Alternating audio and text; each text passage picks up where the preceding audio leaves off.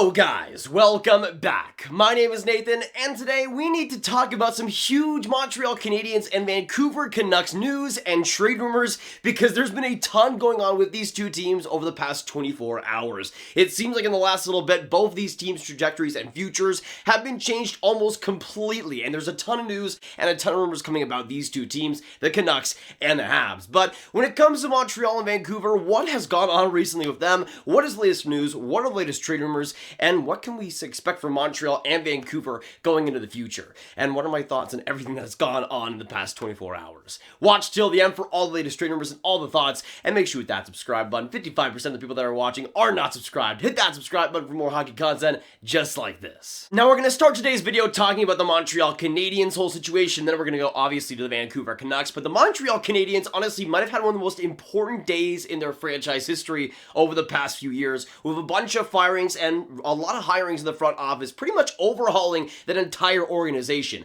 Now, even before today, we did get a lot of change, as yesterday, the assistant GM of the Montreal Canadiens, Scott Melnyk, resigned, and we later heard confirmation that it was because he didn't really have a chance at being the GM of the Montreal Canadiens and being the successor of Marc Bergevin. So he straight up dipped and is hopefully off to better things, and that's just what happened yesterday. We also got confirmation the Montreal Canadiens were looking for a vice president of hockey operations. That would, of course, later be Jeff Gorton, who got hired in that role, former New York Rangers of a general manager, who I think in Montreal can do pretty well. We'll obviously get into him later on. But then we got the bombshell firings today, where the Montreal Canadiens, again, pretty much cleaned house. They fired their GM, Marc Bergevin. They also fired Timmins, who is an assistant GM as well, and has been overseeing the NHL drafts for Montreal over the past few seasons. And they also fired Paul Wilson, who's really a huge part of that PR team in Montreal, which, considering their situation in the NHL draft this last year,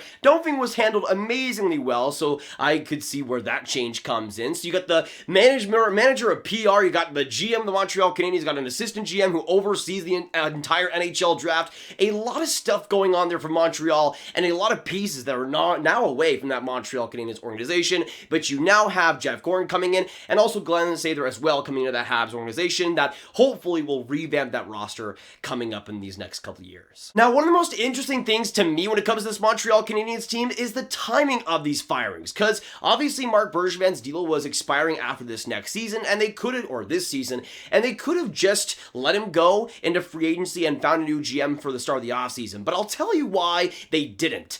There's still an NHL trade deadline to have here, and there was big reports surrounding Montreal and surrounding Marc Bergevin that there was kind of a disconnect and a lack of motivation with Bergevin with this season with Montreal, and it felt like for Bergevin at least he was kind of checked out already and out the window for the Montreal Canadiens. So for me personally, I actually think it's the best move possible for Montreal to get rid of him now, get a GM who is the future of this franchise to lead them with this current trade deadline where they can get some pretty big assets back if they do trade a guy like Ben Sherratt, if they do trade a guy like Brendan Gallagher. Those guys can get a lot if you do get a GM who is truly motivated to help the team long term, which it doesn't feel like Marc Bergevin would have been able to do. They also fired Trevor Timmins, who again was a big part of their draft team, and honestly, I think that is a wonderful decision. Now, Montreal has had some good picks quite recently, but at the same time, when we look at the entire landscape of Timmins in Montreal at least, I feel like a lot of those first round picks especially have been relatively disappointing, and obviously the development in Montreal hasn't been great either,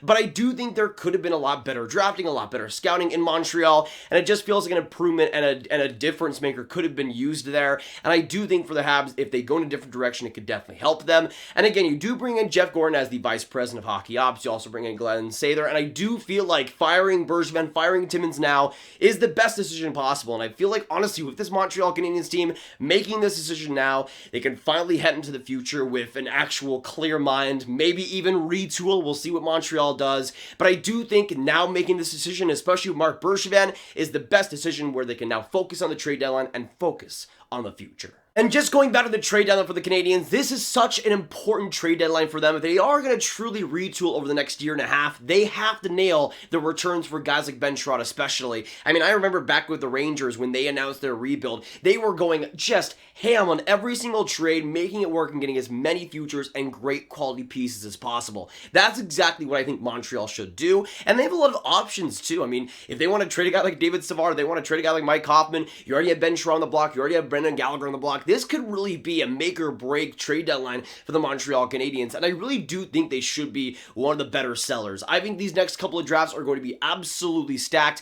and with Montreal, I don't feel like you're going to be competitive anyways, but if you do get a top 5 pick in both 2022 and 2023, those could provide the superstars that Montreal's been badly needing, and especially with potential new management when it comes to the draft, new management at the very top, I feel like there is real potential for this Canadiens team to finally build something better and kind of make better of the mistakes that they made in the past. We'll see what happens. Let's see if Montreal actually does that. But in the meantime, I think progress is being made, and good progress, which is a lot better than Montreal has done in the past. I feel like if they maybe don't even need to hire a French GM, we'll see what happens there. I feel like for Montreal, though, just on paper, they look a lot better with these moves, and I feel like, again, for the future, they can do something. Just don't hire a GM that's going to try and contend again this year. It's not going to happen, so just stop trying. And I just got to say this right now. Let's say the Montreal Canadiens, best case scenario, hire Roberto Luongo as GM, maybe get Shane Wright, and maybe a Matvey Michkov alongside Cole Caulfield and Nick Suzuki. That's all right. Now, in saying that, they're probably going to hire Michel Therrien as coach, they're probably going to hire Patrick Roy as GM, and they're probably going to win or lose 2 straight lotteries in a row. So, there's that. Now, I was going to say let's get some optimism here, but we're about to move on to the Vancouver Canucks, where optimism goes to die. And, yeah, in Vancouver, it's not exactly going too well right now. Now, I could talk about all the coaching and GM stuff that we've gone over a lot of times before, but there was a new rumor that just came out recently.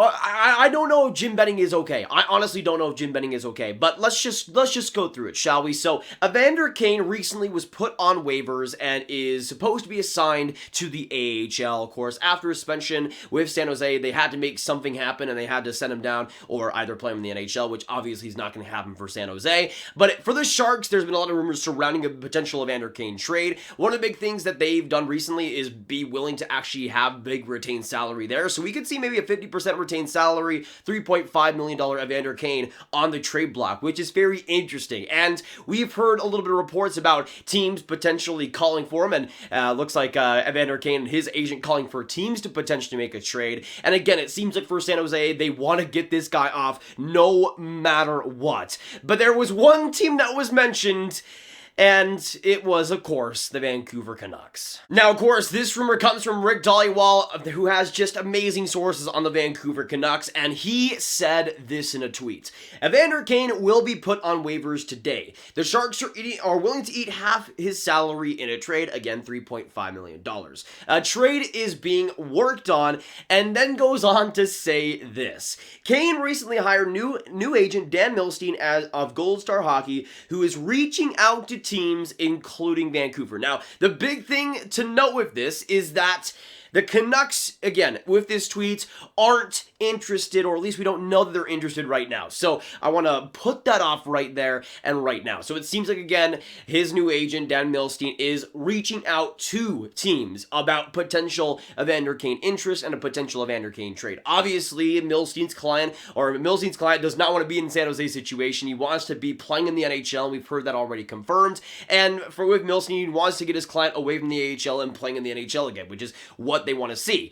Now, here's the thing for me. If you trade for Evander Kane, you are the stupidest team in the NHL. I'm sorry to say it. I mean, the Chicago Blackhawks would be up, though, would be probably last, but you would be in Chicago Blackhawks territory. So I want to say this for Vancouver, for any team wanting to make that happen. You are stupid. Stop being stupid. And there you go. That's my advice. So thank me later. I mean, you could. I would take a couple of bucks for that. You could pay. I mean, I would like a salary for saying the obvious. Obviously, you need it, but that if Vancouver even has a slight chance of interest, then yeah, I mean, we already knew Jim Benning should be gone, but that's just the nail in the coffin right there. And I just gotta say this right now, it would be peak Vancouver Canucks management if they let Jim Benning stay because they wanted to ride the course and see how this road trip goes, just for him to trade for Evander Kane, have that horrible player and horrible player chemistry on that team, a locker room that's already in bad straits right now.